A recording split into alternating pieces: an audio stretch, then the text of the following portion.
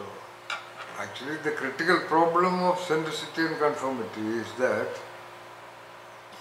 we become a victim of centricity and conformity to our understanding of ourselves. Yeah. We will not be able to break our own self-image, which is not that good.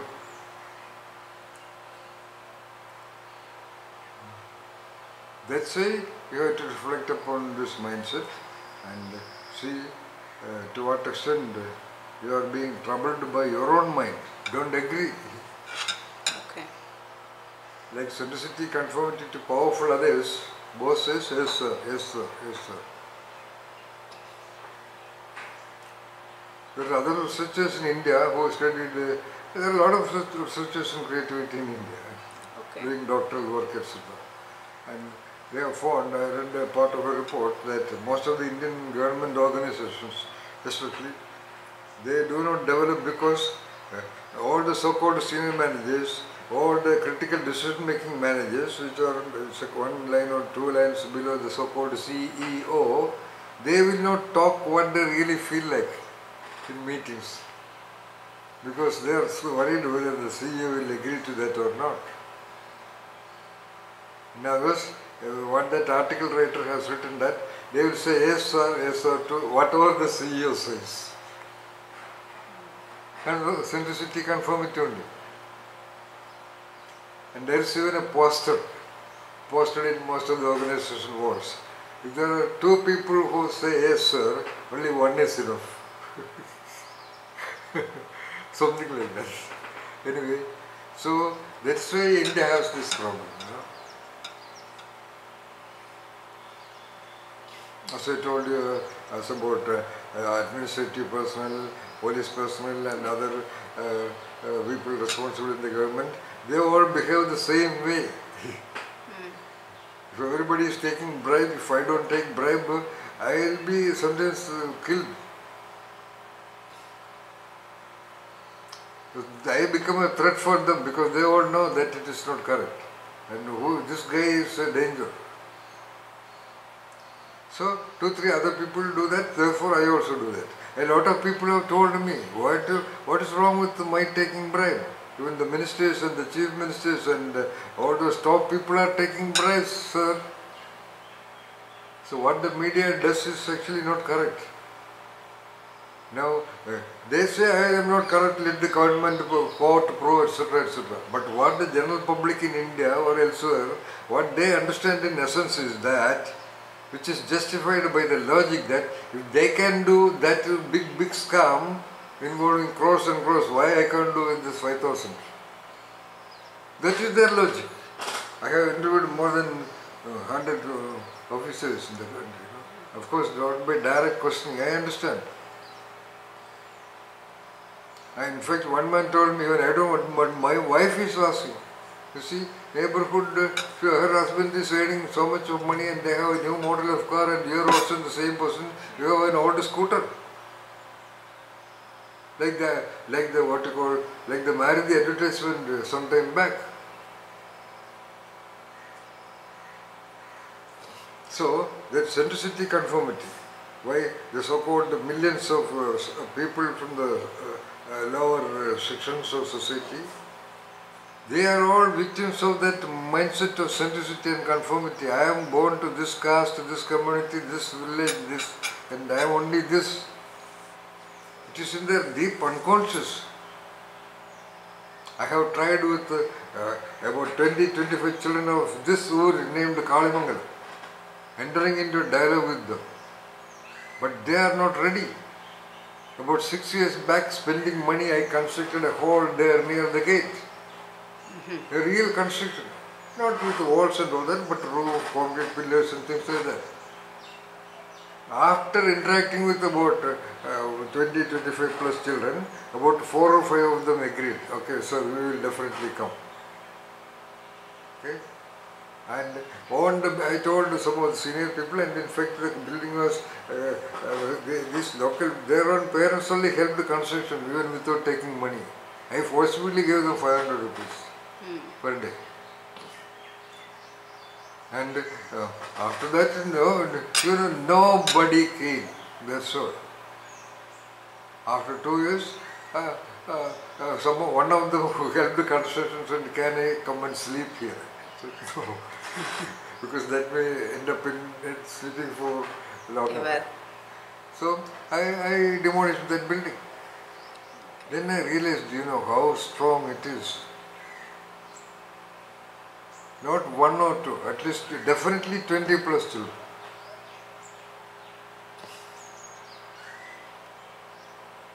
So they are all, and that is in their blood, centricity, conformity.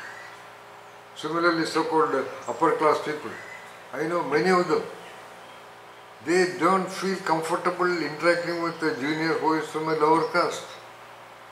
Okay, for Naam ke vaste, they will sit in a meeting, "Hi, how are you, and all that thing." But when they go for a tea or something like that, these 3 or 4 people will go.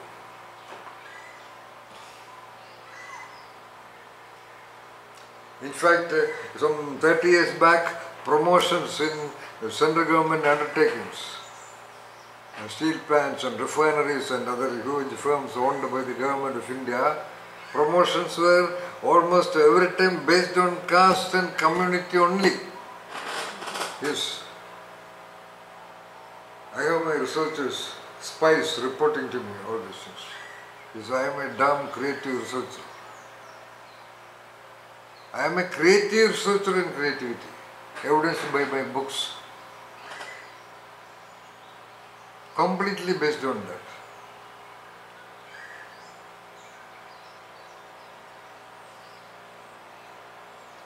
So, that much strong is the centricity and conformity. That is okay, that's okay. But they are also suffering from centricity and conformity within themselves. The fear of death, a beautiful example of centricity and conformity. How do I know death is something very dangerous? Because I don't know anything about that. But it is communicated in the society, glorified by the religions, because the threat of death is their only tool, final tool, to threaten the population that so go and trust in my God, you will have life forever, heaven ensured.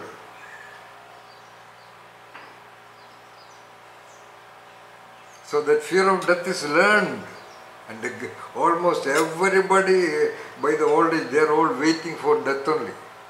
Centricity, conformity. I know most of the people of my age group, they don't read anything, they look so, I don't have a single friend of that. I want to interact with the 28, 23 kind of people. Even they are useless, that's a different issue. I tell them, why don't you simply read? What is the purpose of? Because all their readings are driven by centricity, conformity, till the day of the final examination, that's all.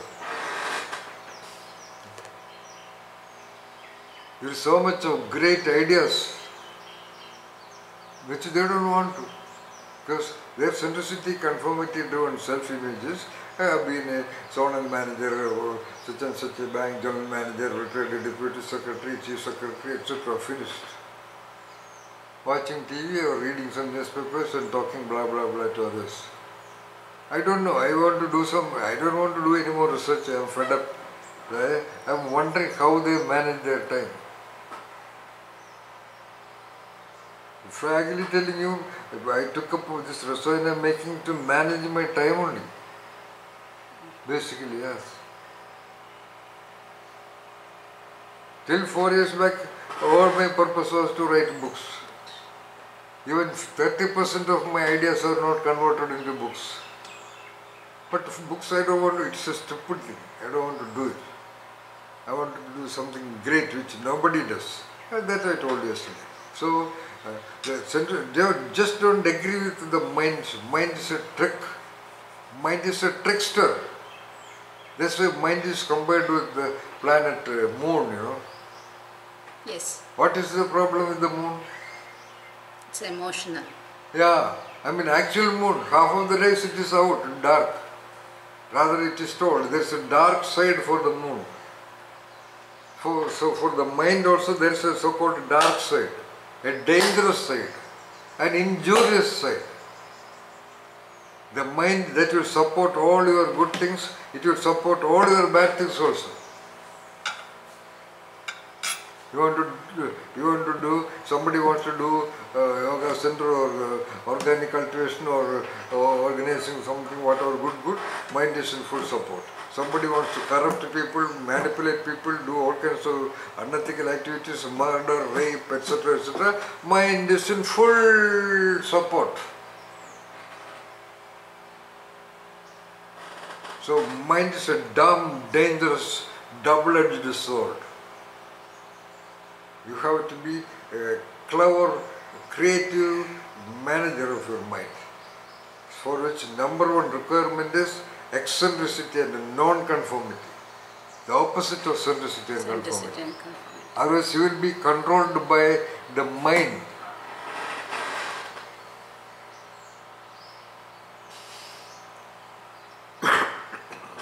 So just don't agree with the mind all the time. Only 50-50. Only if it is in full moon. Don't agree even in half moon. Unless it is in full moon, just don't care your own mind.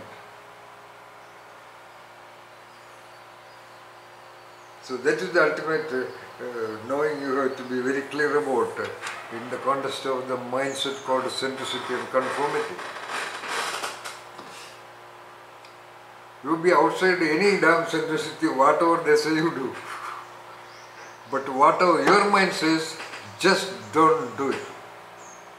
That's all. At the same time, whatever your mind says, do that only.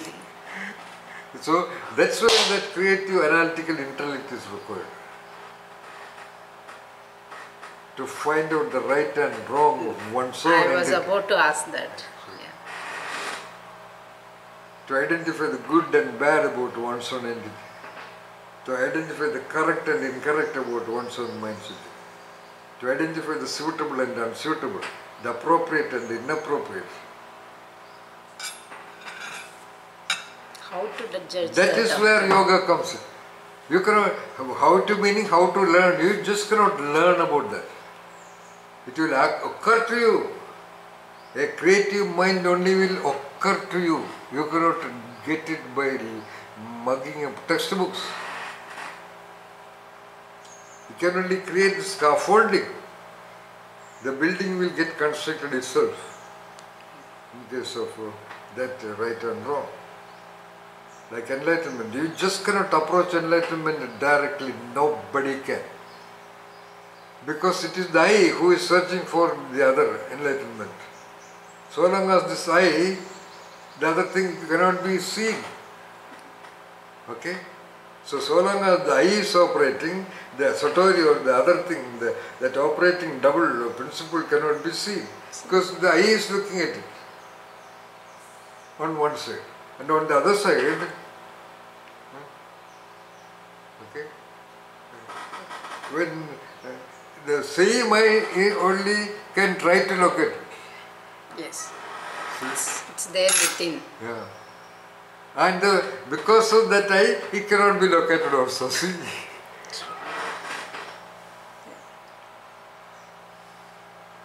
That's why the greatest perspective in the developed by humanity, called Zen, Indian Zen, which is nothing but a distilled version of Indian yoga and Upanishads. Okay? Actually Indian yoga. In fact the word Zen meaning Dhyanam. Actually, Indian Zen of Japan actually means Dhyanam.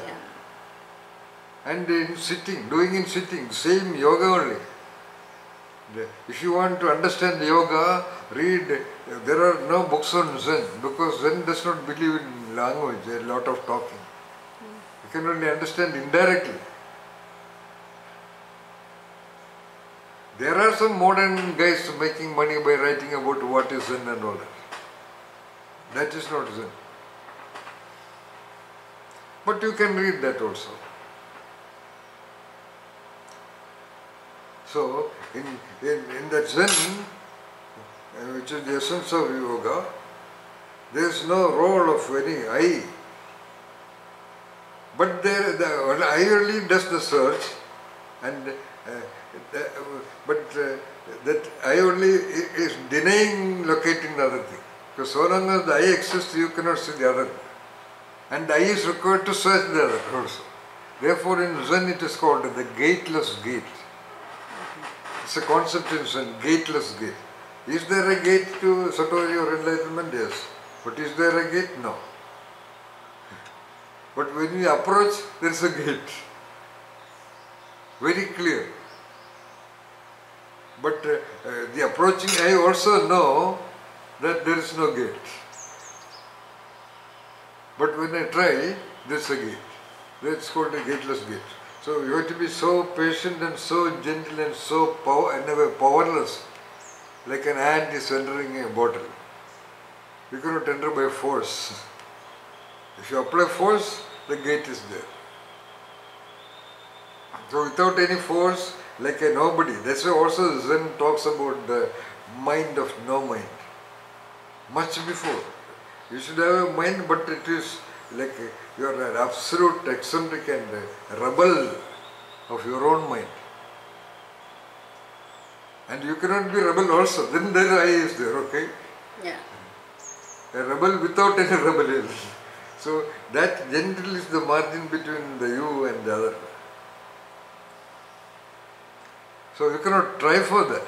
So you adopt sitting, let's say yoga. All the Zen masters prefer just normal, what you call Padmasana only. Not even Padmasana. So-called Padmasana, you have to contort your leg and pull it, and there is a lot of pain, and put it on this and that, and then the so-called mudra, all damn thing is there. Yeah. Actually, they are all not important at all.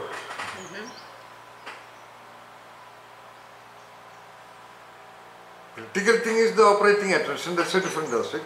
But that eccentric variation of the body will control many of the mind, because body is the mind.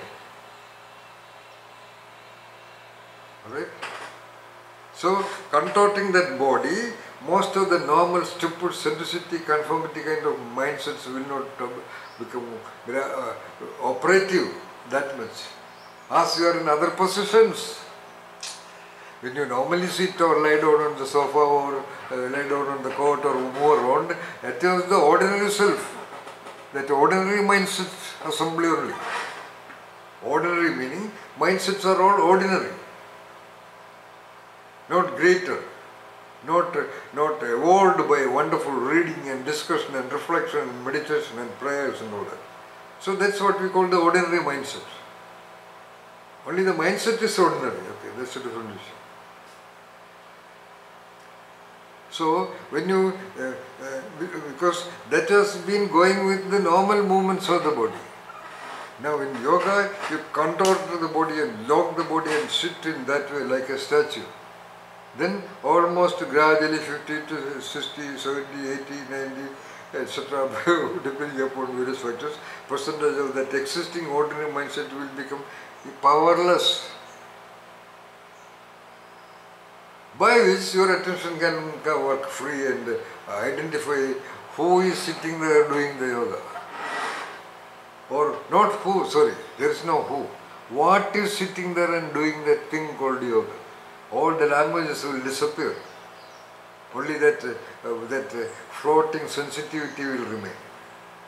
That floating sensitivity will chance to hit upon the gateless gate. Chance to. Very likely also. Because there was an inspiration to do like that, so he has already got pass mark. So there is a chance to hit the gateless gate. So that is what yoga is. The so-called Sarvangasana and Shirshasana and all those things are, I think, gimmicks, I am sorry. That may be good for managing various vulnerabilities and debilities and weaknesses of the body. That also you do. I am talking about the real yoga. Getting united with what? Okay? Doing Shirshasana, you will not get united with that. Yes. Because getting united with that is done by that gentle awareness of you. You adopt anything for that. It can be even blind faith also. It can be the normal so-called religion also. Precisely when you do the so-called surrender, a lot of people use the word. When you surrender, then there is no surrendered you also. That means the you becomes so minimal, which you have been discussing. In that case, whatever be the tool, whether it is a religious idol or a belief idol or ideology idol or a methodology idol like yoga, the awareness will be liberated from the custody of the mindsets and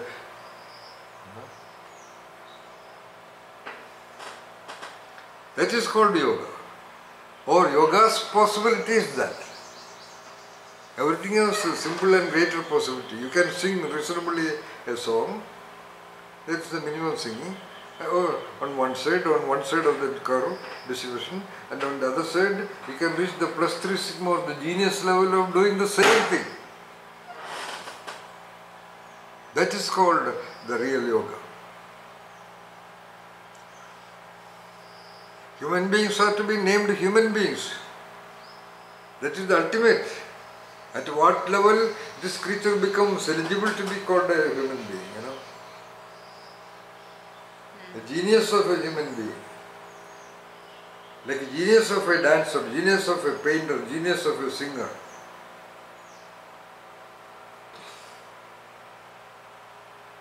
So that kind of yoga teacher you have to become. So to read a lot, and you have to definitely read my book, The Master Thief. It is about stealing the resources inside. I am the only one who has interpreted that. The name of the book is The Master Thief, stealing resources inside. If it is difficult to steal the most protected jewel in the palace of a powerful king, it is 1000 times tougher to steal this jewel. And you have to be as competent as a super thief. There is no other metaphor I can find out. A lot of people say you have to be like Buddha, you have to be like Krishna, you have to be meditating, etc. But I am saying that the workable model is that you have to develop and understand the master thief in you, because every human being is a potential thief also. Thief in the sense, that's another word, English word. Okay? Or there are local words also. Okay? So, the one who takes what he wanted. That's all. But of course, not correct. In the sense that somebody else's prized possession, somebody else's hard work, etc. So that's a different issue. Okay, that's one angle.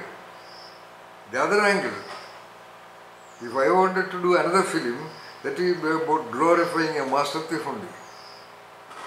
But I can do many things. I tried with films 50 years back. But I'm just telling. Somebody in the world should, there are so many films, of course, about stealing and things like that. But I am telling about a super master thief. I want some great scriptwriters and directors in the world to read my book, The Master Thief, and create a film on the master thief. Or getting inspired from the clue, not on that. Get that clue and create a film.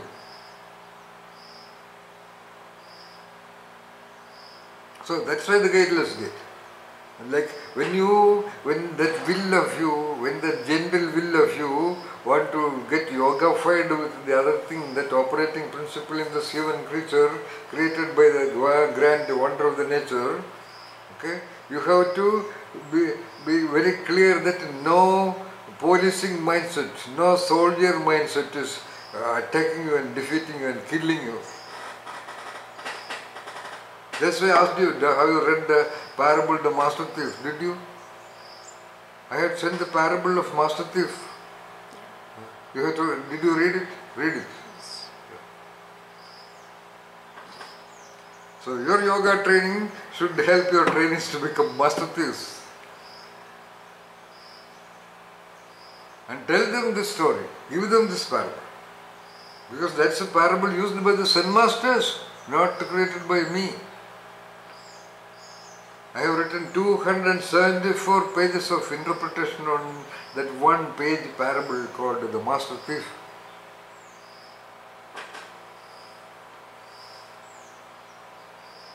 A thief is a great eccentric and a non-conformist.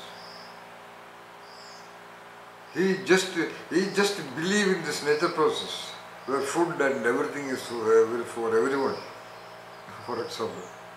Okay, you by your hard work, you have gold and money and all that. Okay? I want it, I am taking it, that's all. If you want, you protect yourself. In fact, there was a thief in Kerala by name Kayamkulam Kochuni. He died only about 30 years back recently.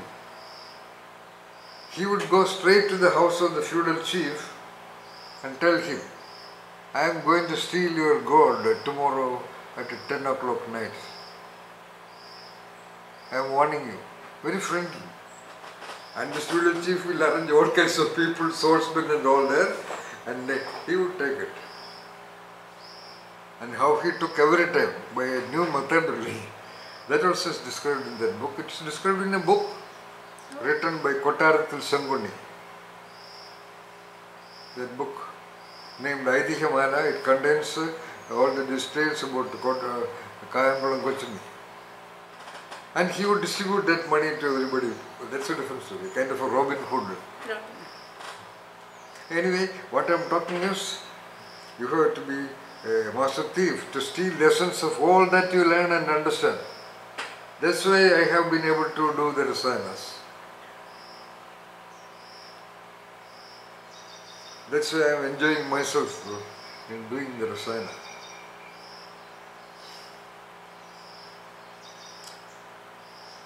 Those books are not just secrets. Similar books must be there with some other people also. Yeah. But I only have discovered that such and such a combination can do this. Yes. Because I am a master thief.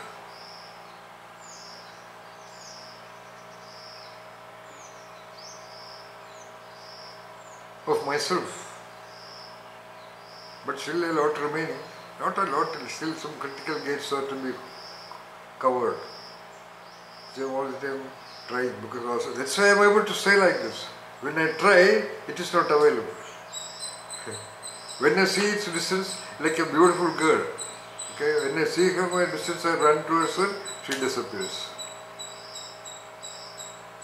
And when I don't look at her, when I sit freely, I see her coming there. I run out of my cage of mindsets and I see that she is missing. Same is the case.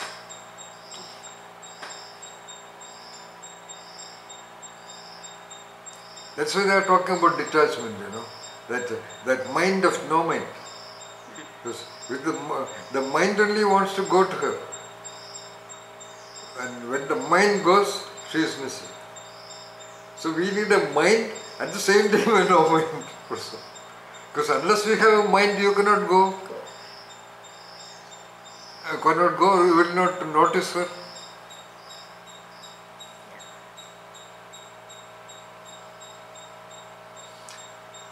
So that's the kind of, that level of, that genius yoga trainer.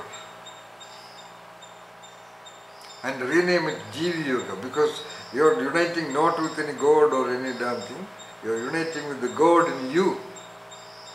God meaning, forget about that word, that most powerful human creature that was born first, into which the data were entered. Starting with your name, father, mother, neighborhood, religion, community, intelligence, learning, status, wealth, blah blah blah blah. What about this? This has its own powerful intelligence, which only helped that original creative, analytical intellect of some people, only helped them do all those creations and discoveries and inventions and originations. That's why almost all of them are uneducated.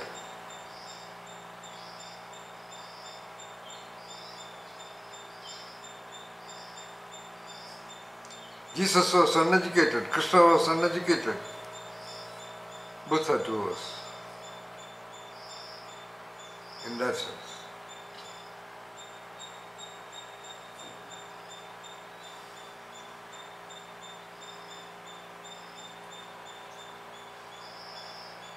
So in one way or the other, we are all same as Varshini only. Yeah. But we think that we know something much more. Of course we know because we learned and things like that. That's all. But nevertheless, in principle, we are also in the jail of our mindsets only. I agree.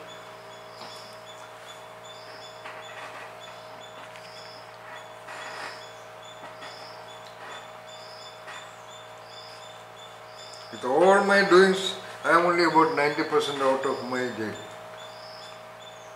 And the remaining 1% I am keeping it, otherwise than because I want to stay here. So they are unemployed and not mature enough to gather something. Till then I want to be here. Therefore I have to keep certain mindsets. And the damage of that is there. Yes. But that damage is not important. I just said that mindset itself gives me the evidence that it is very damaging. All kinds of unnecessary anxieties, tensions, worries.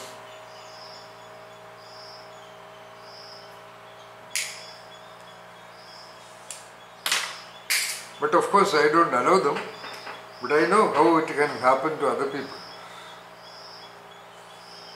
We cannot blame the world.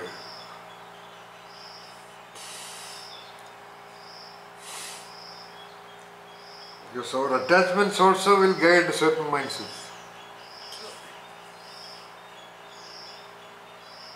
That is the third part of the story of centricity conformity. One part is centricity conformity to the outside world, second is centricity conformity to the inner world, and third is why the mindset is so reinforced because of something else called our attachment to certain people. So-called sons and daughters and husbands and wives and colleagues and subordinates and things like that. It is not centricity conformity. But in the sense of an unconscious mindset blocking. This is centricity conformity outward, manifested, but driven by something else. For example, I am not the one who will stay here like this. Let's say so. But, thank you. I am forced to be here because of Mandra and Amaya.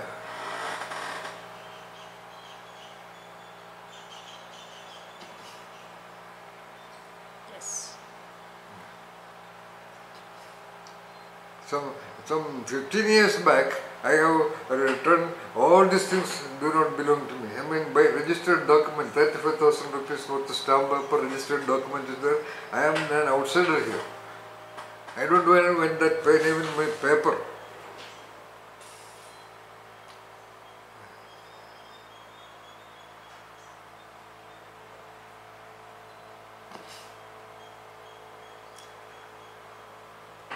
If they were also taken by the mother, I would have been anywhere.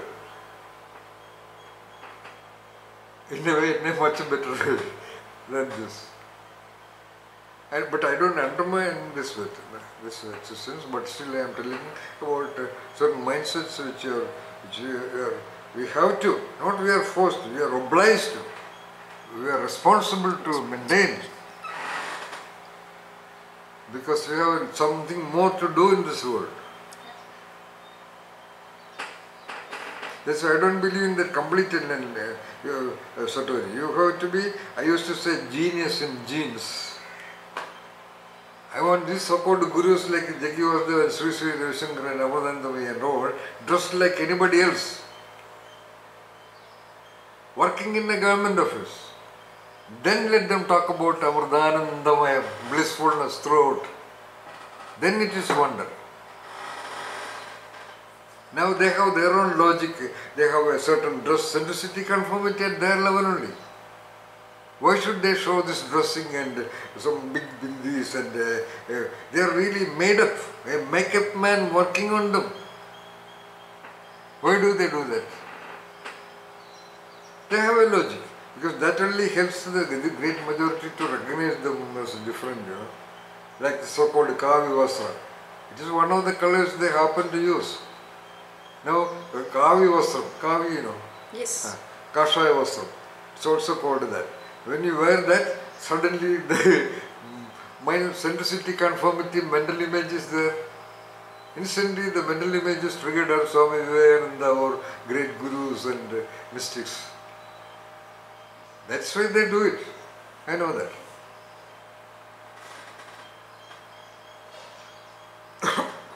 But anyway, that's all by way of discussion about centricity conformity, and topic is finished already.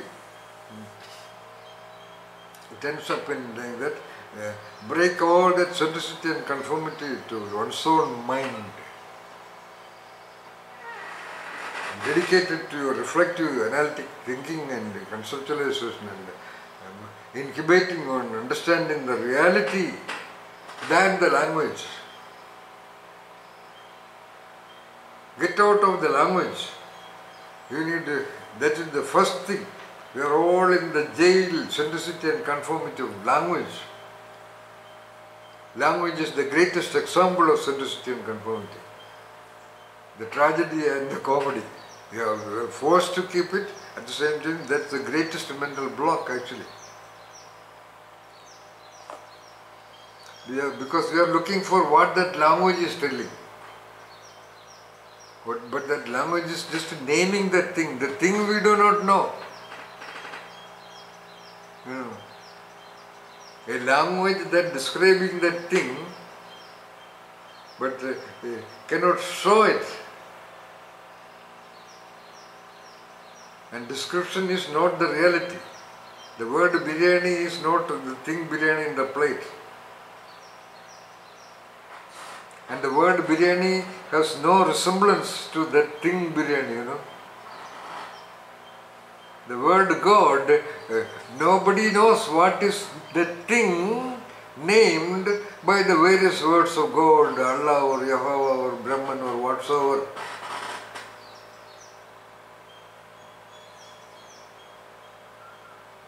That's why this mental block of centricity and conformity is critical in another dimension of enlightenment.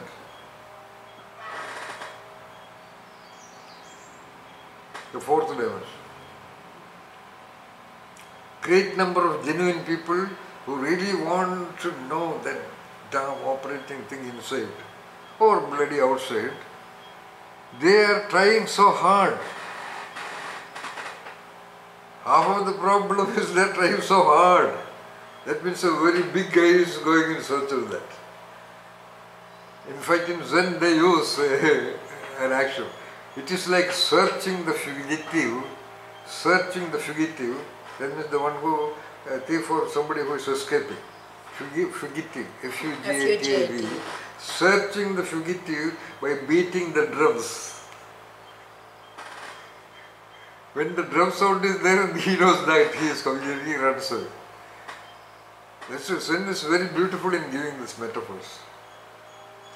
So we are all searchers of that particular fugitive, that satori, that operating principle in us, but by beating big drums.